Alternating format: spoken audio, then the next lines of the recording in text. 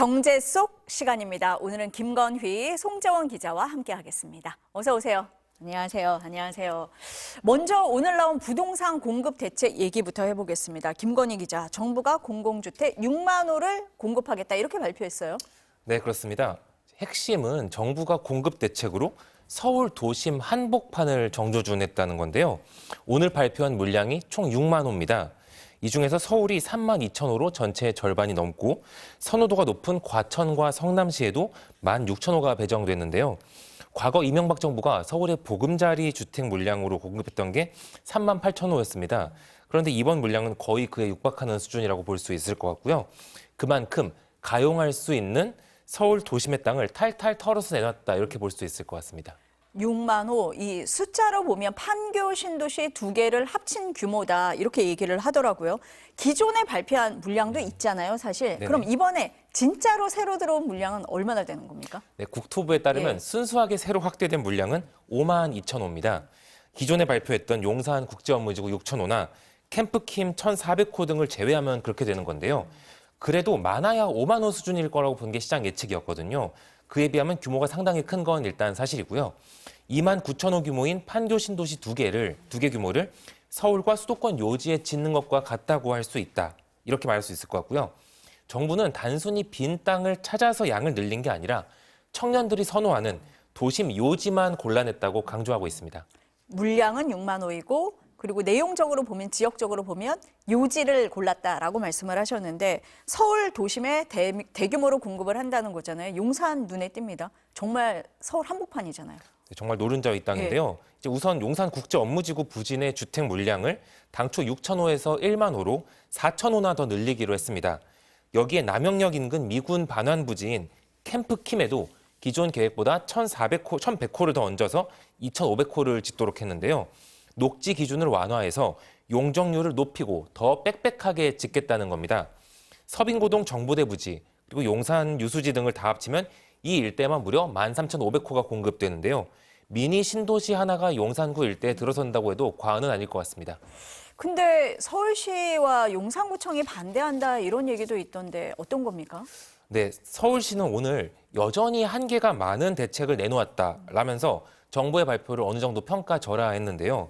오세훈 시장은 공급 의지를 보인 것은 환영하지만 빈 땅에 짓는 것만으로는 한계가 있다. 재개발, 재건축 규제 완화가 병행돼야 한다고 어제부터 입장을 냈어요. 물량을 단기간에 늘릴 수 있는 정비 사업이 현재 규제로 막힌 상황에서 추가 공급 대책만으로는 안 된다는 의사를 보인 건데요.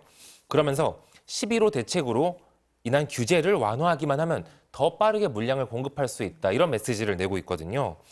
대책 발표에 앞서서 대립각을 세우고 시작을 한 건데 오늘 국토부 발표에서도 묘한 긴장감이 드러났습니다.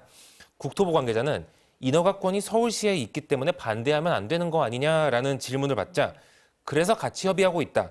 국유지다 보니 어느 한쪽이 독주할 수 없고 양쪽이 협력해서 가야만 하는 사업이라고 말했거든요. 서울시 협력이 필수적이라는 걸 인정한 겁니다. 그럼 정부와 서울시가 어떻게 할지 좀 지켜볼 대목인 것 같습니다. 지역을 보니까 용산 외에도 과천, 성남 눈에 띄는데요. 네. 먼저 과천은 마사회가 갖고 있는 경마공원 부지가 있고요. 그리고 인근 방첩사령부 부지를 합친 땅입니다. 총 143만 제곱미터에 9,800호가 공급되는데요. 서울 서초구 우면동 바로 길 건너편이고 서울과 인접한 지역이죠. 그리고 성남시청, 판교 테크노밸리 인근의 그린벨트를 해제하는데요. 성남 금토 2지구와 여수 2지구에 총 6,300호가 공급됩니다. 정부는 이를 위해서 5년간 한시적으로 그린벨트 해제 총량 예외를 인정하기로 했는데요. 수도권 핵심지 주택 공급을 위해서 규제 빗장을 과감히 풀었다 이렇게 볼 수 있을 것 같습니다. 다른 지역도 어디 있습니까? 네, 일단 눈에 띄는 게 태릉 골프장 부지가 포함됐어요.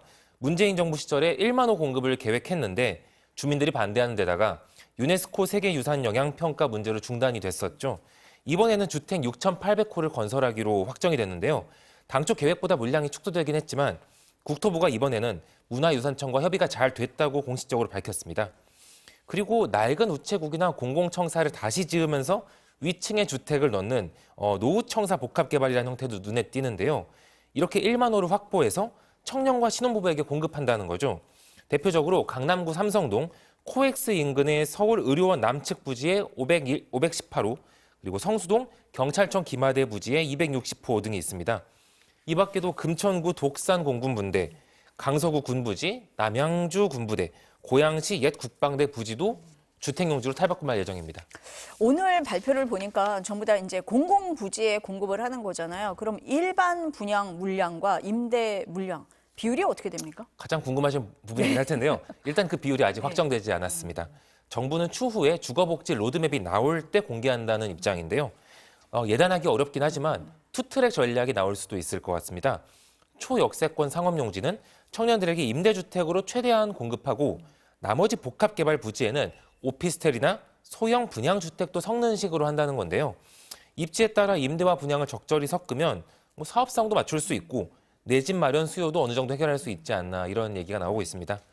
그리고 정부가 오늘 투기 차단을 위해서 오늘 발표된 지구랑 주변 지역을 즉시 토지거래 허가구역으로 묶었는데요. 오늘부터 바로 효력이 발생합니다. 일단 6만 호를 공급하기로 했다. 이 얘기까지 전해드렸습니다.